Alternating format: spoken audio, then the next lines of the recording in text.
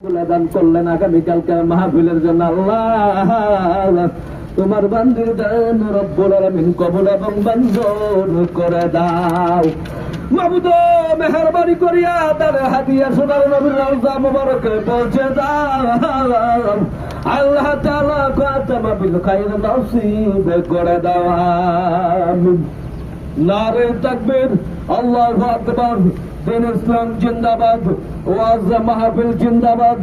সম্মানিত এলাকাবাসী, আগামীকাল রোজ বুধবার সময় 3 ঘটিকা হইতে ঐতিহ্যবাহী সোনাপুর সামার খোনা জামে মসজিদে প্রাঙ্গণে সোনাপুর সামার খোনা জামে মসজিদে প্রাঙ্গণে আজিম শান ওয়াজ দোয়ার মাহফিলের আয়োজন করা হয়েছে।